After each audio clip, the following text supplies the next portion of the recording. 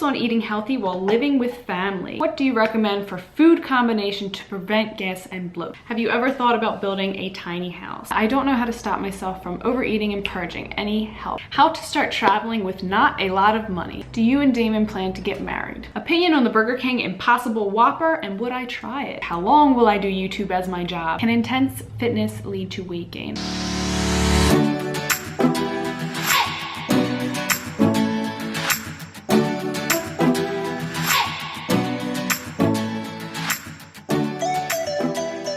So before getting into this video, I just wanted to talk about Premium Jane CBD.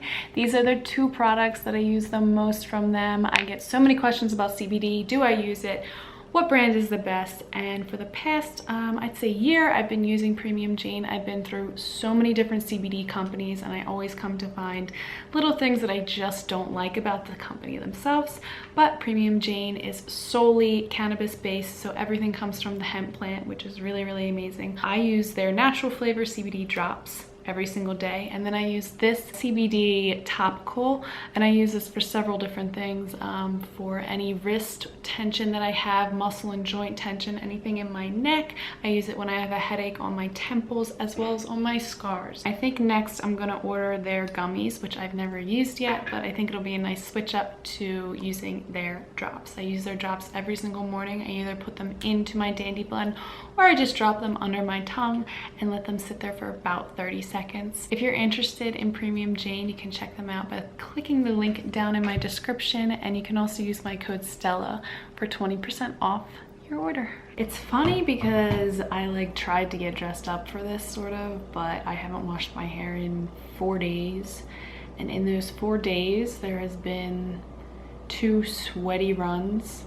and 4 hours of rock climbing, and so my hair is gross, and I haven't even brushed it today. How to stop comparing your body and face to others. So I think this one is super interesting, and I think coming to terms with the fact that your mind is always going to generally go in that direction sometimes, and it's okay.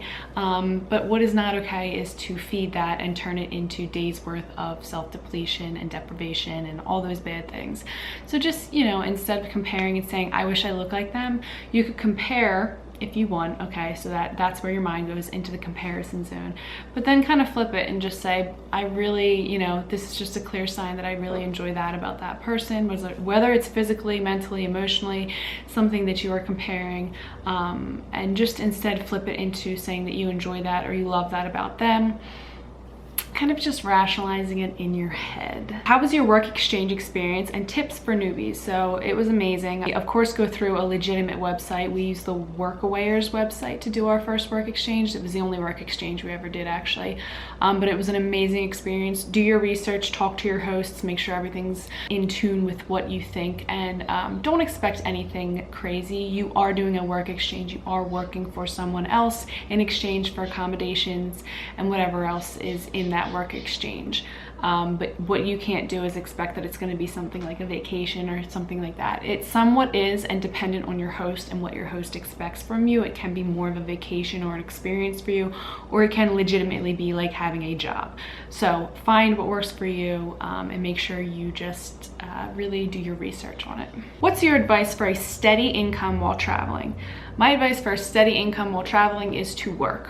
That's simply it. Find a place that you can work, whether it be online or in person, and put in the work. There's no secret way that me or Damon make money other than we really do work really hard, and that's it. That's kind of the world we live in. You have to put in the work to get the money, kind of deal. I know that a lot of people think that there is some type of secret to what we're doing or how we're living, but we don't have any big secrets other than to work hard, and that's all. Okay, so I got a few questions about YouTube. How long will I do YouTube as my job? How to start a YouTube brand, things like that. I don't, in fact, do YouTube as a career or a job. This is not anything except for fun for me. I really love sharing things on the internet with you guys, but it is not a source of income for me. Personally, I don't recommend relying on YouTube as an income or trying to start that as your sole business, simply because I do think that, and this is just my own personal belief, I think that everything goes through phases, especially with social media, so you have to be really, really careful, and just have either a backup plan or a separate business or something, and just don't solely rely on YouTube as your source of income. I don't know how to stop myself from overeating and purging. Any help? So the biggest thing that most people do with binge and purging is that overall and in general, they are not eating enough day to day or taking care of themselves enough day to day. So what you'll have to essentially start doing is, and this is just a broad suggestion, this isn't something that I'm saying is going to 100% work for you, because it is, there could be several different factors in your certain health disposition. But overall, in general, the biggest things are just simply eating enough day to day, as well as resting enough, and taking care of your mental health. So if any of those things are off, you're most likely going to still feel out of control with your food and your mind and your body. So getting back in control simply means that you need to rest and eat for a long time. Give yourself a consecutive 6 months of rest and nutrition, and I am almost positive that you will feel loads better. Where do you plan to move to after Oregon? So when we leave here, we're going to go back to Pennsylvania for a little while, visit with family, spend the holidays with family. We're going to visit all along the eastern coast, sort of, and New England area, Maine and Vermont and upstate New York and Pennsylvania, and just all along there for the fall to kind of follow the fall foliage. And then we're going to be going away again in probably February. I think February is when we'll leave again. Maybe January. February is roughly when we're going to be leaving again to escape the East Coast winter. Do you and Damon plan to get married? No, we do not plan to get married. What inspired you and Damon to start traveling, and where do you want to settle down long term?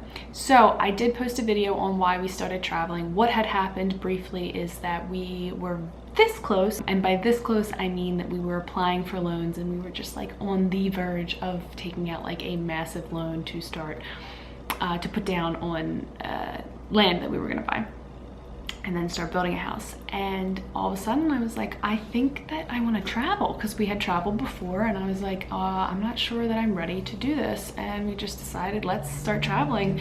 And then we brought it up with our families, talked it over, and we were like, hey, this is the right decision. And I am beyond grateful that we did that. I think it really helped us just we've grown so much over this past year of traveling, and I really am just so glad that we did.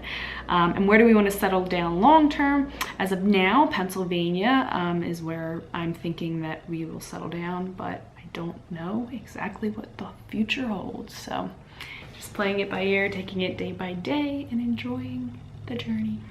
Can intense fitness lead to weight gain? 100%. If you are overworking your body, there are different things that occur in the body when you're overworking and under eating, and it causes I like to call it a fear mode in the body, where your thyroid function, your hormones, and every function in the body sort of slows down. So your digestion, your mental clarity, everything just kind of gets dimmed, and you don't essentially burn as much, because your body is shutting down and it wants to internalize and save all of the energy that it possibly can. So that essentially is a big cause of why a lot of people are not losing weight. They're doing these crazy workouts, they're dieting, and they're like, hey, I'm not losing weight. And it essentially is because your body is in a fear mode and it's holding on to everything. Not to mention the inflammation that causes. It causes the body to become toxic, like super, super toxic. And you will hold on to a lot of bloat and water and just general inflammation. So this person wants to know if when I quit lifting heavy, did I deal with loose skin or a loss of tone? So no, not necessarily. I definitely did have a lot more muscle prior when I was lifting, but I was also heavier, so not to say that that was a bad thing or anything, but my body was really, really inflamed because I was overworking my body and under eating and dieting and then binge eating, but I was still lifting. So it's just a very puffy thing. So I still have a pretty good tone, and I have tone in my abs and tone in my legs, but it's different. It's just a leaner tone, a more natural looking tone, and I don't deal with that inflammation anymore. So it's just been very consistent. I'm not trying to like build insane amounts of muscle. I'm just trying to be strong in my own body, flexible, agile, I'm just trying to be overall in general healthy. And that looks different for each person. Some people hold more muscle in their arms and less muscle in their legs, or opposite. It really does depend on your body and your body type and your genetics and your predisposition, or whatever you want to call it. How long did it take you to start feeling and seeing results from a plant-based diet? So it took me about, I want to say, overnight to start feeling it. I felt almost immediately different when I started eating this way. It was probably one of the most life-changing, like huge, impactful aha moments that I've had in my entire life. But I will say within the first 2 weeks was when my digestion and energy heightened and my sleep got better and all those good things.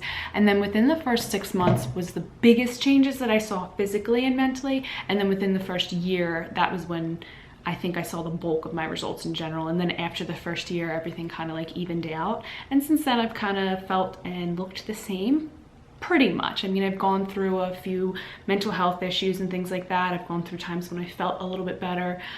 So you will still ebb and flow on that level. You'll still like feel really good sometimes and really bad sometimes. But overall, that first year was when I first felt and saw the most results. And then after that, it kind of evened out and everything kind of just smoothed out. And then very slowly since then, I've seen some really cool mental and physical changes in myself.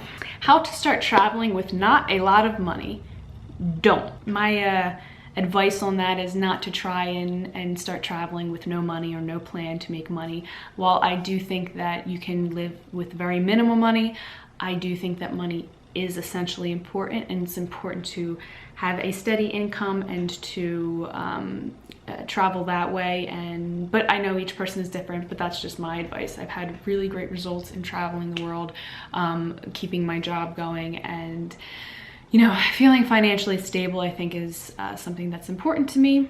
I know it's not super important to everyone, and it depends on you and your own lifestyle and what you feel comfortable with, but I do think that you should try your best to save up some money first before you start traveling. I'm a planner, and I don't know, some people I know can just drop things and just go for it and hope for the best, but essentially I am not that way. Each trip that we've gone on, I really have planned, and we do both work during our travels, so we don't just not work or anything like that. How do you deal with homesickness? So I just talk to my family a lot of FaceTiming, group texting, and just reminding myself that it's not forever. I think that that is a huge thing for me.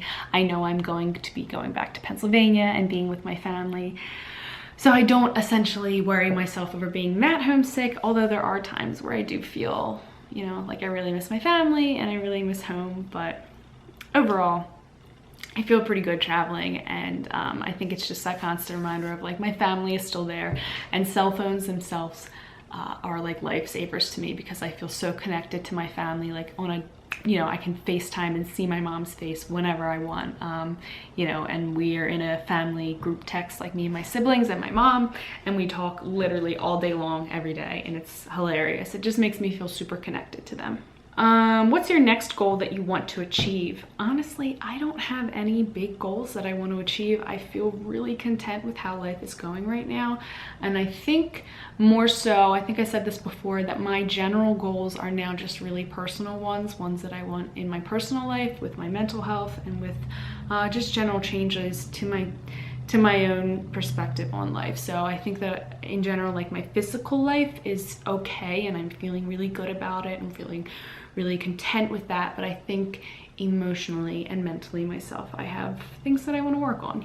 You're always wanting to heal more and more. So my healing journey mentally, I think, are my big goals. And they're a little bit more personal.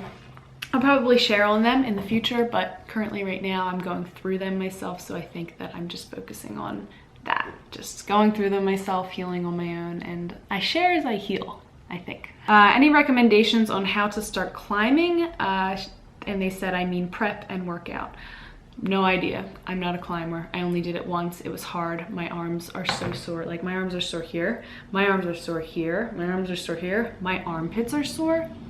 I'm so sore. So I don't really know exactly. Maybe start working out your upper body to prep for it, but I think just going for it, get a lesson. I don't think going on your own would be a good idea. I think getting lessons is important. They are kind of expensive, but I think necessary, because you can't just start climbing by yourself. It's super, super dangerous. Thoughts on vaping and advice on addiction from coping. I'm not sure on that second one, the advice on addiction from coping. I don't know what that means exactly, but my thoughts on vaping is that it is terrible for your lungs, and just in general, just as bad as smoking cigarettes and things like that. I don't think that we have enough research done on vaping, and people are just doing it because, I don't know, whatever. What do you recommend for food combination to prevent gas and bloat? So essentially, food combining is different from person to person, and I really, really do think that your gut microbiome just needs to adjust to certain foods. I don't think that you need to eliminate foods. I think what needs to happen is you need to find which foods and combinations bug your stomach, and from there slowly introduce them, and then your gut microbiome will be able to adjust. Now, this is different for each person. It depends on if you have pre-existing disorders. It depends on your genetics and your hormone levels and things like that. If you're just starting a plant-based diet. So I think it's really different for each person, and it takes a lot of work to kind of go through the different foods and figure out what the culprits are, and then to slowly reintroduce them to your gut so that your gut can get used to them and adjust to them. Your gut is really, really strong. Opinion on the Burger King Impossible Whopper, and would I try it? I would probably try it, yeah. Don't know if I ever will, but if it was like put in front of me and someone was like, hey, you should try this, I would say like, yeah, sure. But okay, let me see. My opinion on it is that I think it's absolutely amazing. I mean, what vegan would not think that's amazing? More plant-based options at Burger King. Who would have thought that that would happen? It's amazing. I think it's just amazing all around. What is your opinion about making cannabis legal in the US? I am all for it. Would you ever come to Ohio? Probably. Tips on eating healthy while living with family. Buy your own food and do your own prep work. That's basically it. What foods make you feel the absolute best? Whole plant foods, always. I will never probably change my mind on that. Whole plant foods will always and forever make me feel my best.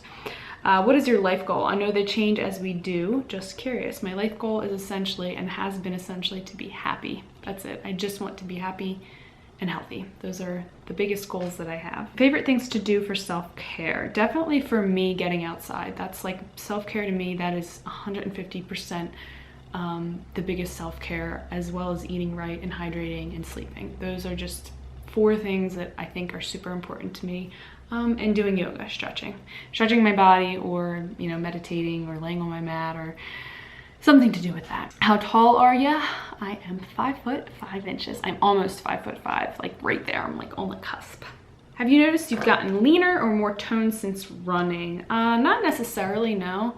I think maybe. I don't really think so though, no. I think I feel generally the same as I have for the past couple of years being plant-based. I've switched up my fitness from, you know, I was rollerblading at one point, I was swimming at one point, I started running, and I really love that. I will always love hiking and nature and yoga.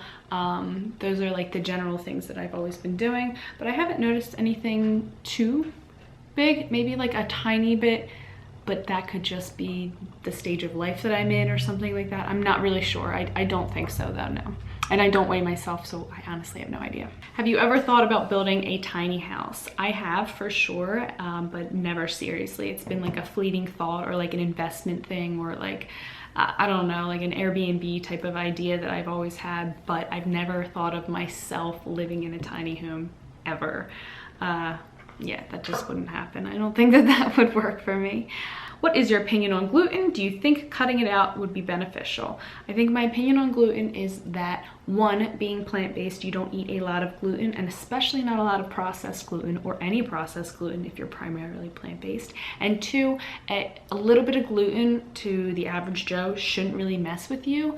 I think that people sometimes think that gluten is what is messing with them, when really it is that they're eating too many prepackaged gluten items, and it has nothing to do with the gluten, and more so to do with the prepackaged things. So like lots of breads and cereals and refined things like that.